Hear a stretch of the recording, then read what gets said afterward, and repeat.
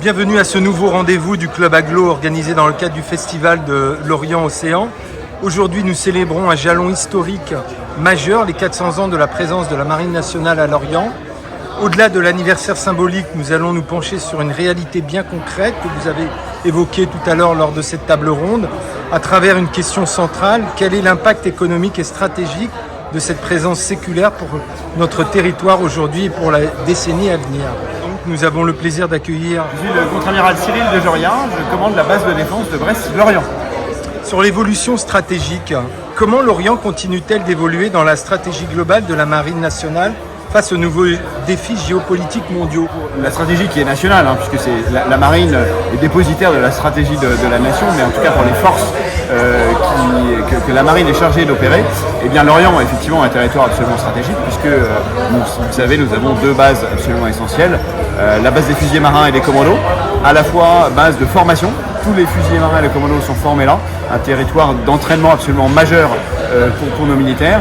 Et puis bien entendu, base de départ pour réaliser des opérations partout dans le monde. Alors évidemment, les forces spéciales mers, c'est comme ça qu'on les appelle, ont des effets stratégiques majeurs. Donc on ne peut pas parler de toutes leurs opérations, mais peut-être parler de celles dont on a parlé le plus récemment, quand on les voit intervenir pour intercepter, arraisonner des navires de la flotte fantôme russe. Bien entendu, c'est pas le seul des missions qu'elles font, mais nos forces spéciales interviennent partout dans le monde. Et puis deuxième grande force à l'Orient, la base aéronavale, avec l'ensemble des composantes de la surveillance, de la patrouille maritime et du guet aérien embarqué, les Atlantique 2, les Falcon 50, les Hawkeye, qui sont des avions qui eux aussi sont déployés partout dans le monde, et le Hawkeye embarque sur le porte-avions Charles de Gaulle. Et finalement, j'ai coutume de dire, à l'Orient, 360 ans d'histoire avec la marine.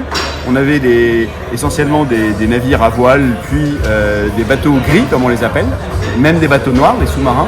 Ils ne sont plus sur les quais de l'Orient. Aujourd'hui, on a deux composantes essentielles pour la marine qui continuent à être déployées partout dans le monde. Donc la vocation de l'Orient d'envoyer ses marins partout dans le monde, eh bien, elle a perduré. Merci beaucoup pour Fabrice Loher, et président d'agglomération. Bonjour. Bonjour. Aujourd'hui, pour fêter ces 400 ans de la présence de la Marine nationale ici à l'Orient, je souhaiterais vous poser deux questions, notamment sur l'impact économique de cette Marine nationale ici à l'Orient. Que représente concrètement la présence de la Marine nationale aujourd'hui en termes d'emploi et de dynamisme économique pour l'Orient Agglomération? C'est un point qui est essentiel. On l'a rappelé au travers notamment d'une étude réalisée par Odenor, notre agence de développement économique. C'est 100 millions d'euros de retombées économiques annuelles minimum, calculées notamment sur la base des salaires des personnels. Les mêmes personnels sont plus de 3700 militaires et civils liés à la défense. Donc c'est un poids évidemment qui est considérable dans l'économie territoriale. J'ajoute tout le poids de l'écosystème des PME, PMI, qui travaillent autour du secteur de la défense ici sur le territoire de l'agglomération, parce que ça n'est pas seulement évidemment à la ville de l'Orient, j'ai cité Lanester et on va les retrouver dans beaucoup des communes de l'agglomération. Bref, c'est un poids essentiel et qui méritait bien qu'on lui consacre cette matinale ici dans le cadre du Club Aglo consacré aux 400 ans de la marine. Alors justement, une matinale qui va perdurer, Oui, c'était la 4e édition et à chaque fois, ça nous permet d'aller au fond de problématiques économiques territoriales. La première édition, nous avions parlé de la Lorient Composite Valley, nous avons parlé de la Lorient Intelligence Embarquée. Cette fois-ci, c'était au travers des 400 ans de la marine, le prétexte finalement pour parler du poids économique. J'ai annoncé que nous allons sans doute créer un cluster défense ici au Pays de l'Orient qui nous permettra de faire effet masse des entreprises qui existent déjà et créer ce réseau avec l'UBS, avec tous les partenaires qui font vivre déjà ce secteur de la défense et qui a vocation à croître encore ici au Pays de l'Orient avec tous les emplois qui sont à la clé.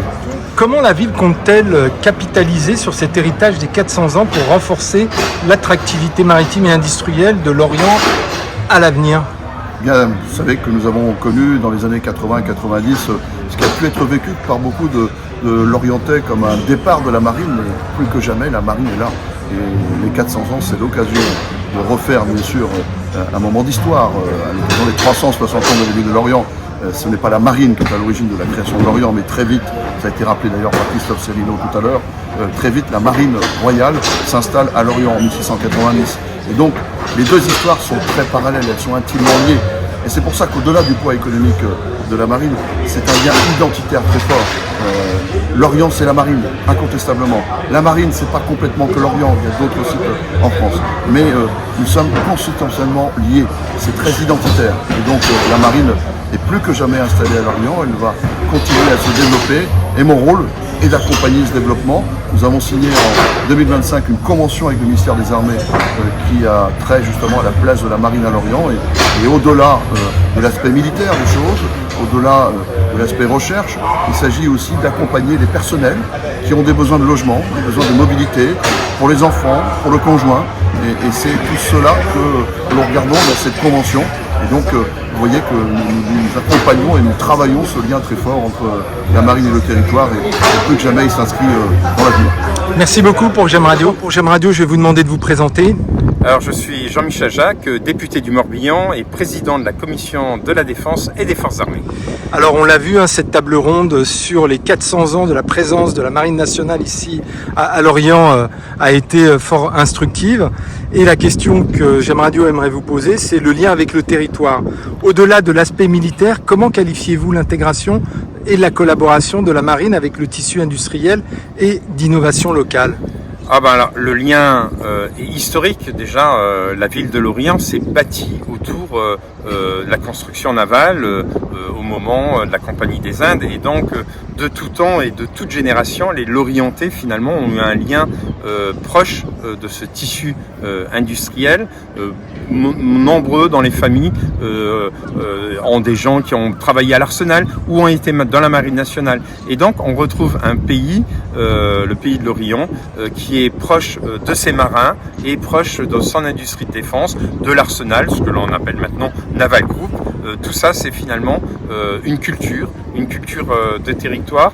Et finalement, on a de la chance de pouvoir, grâce à cette culture, favoriser des entreprises qui se saisissent des marchés qu'il y a autour du monde maritime, autour de la défense maritime aussi, qui est un enjeu important, on le voit bien. 99% des informations passent par des câbles sous-marins, 95% des marchandises passent par la mer, et nous avons besoin d'être sur cet espace maritime. La France a la deuxième surface maritime la plus grande au monde, derrière les États-Unis, et donc ça demande de fabriquer des équipements maritimes, ce que l'on fait à l'Orient et ce que l'on fait de tout temps. Donc c'est un pays, une région tout à fait adaptée à l'industrie de défense. À l'industrie de défense et à son innovation aussi. Oui, l'innovation aussi, parce que les marins sont des innovateurs. Quand je vous dis ça en même temps, je pense par exemple à Tabarly, qui a sévi ici, qui était un marin aussi de la Marine nationale, avant qu'il soit un marin de grand large et de course. Et en fait, les marins, qu'ils soient marins pêcheurs, qu'ils soient marins de la Marine nationale, qu'ils soient des skippers, ont tous l'innovation dans leur ADN. Et donc, ce tissu d'innovation correspond bien aussi au pays de l'Orient et donc peut développer, améliorer les équipements. Non seulement on a les moyens de l'industrie, mais en plus on a les moyens de l'innovation, et tout ça dans l'ADN de la population. Chaque député ici à Lorient, c'est comme une tradition, fait partie d'une commission de défense. Est-ce que c'est une tradition qui doit perdurer ou alors ça peut évoluer ?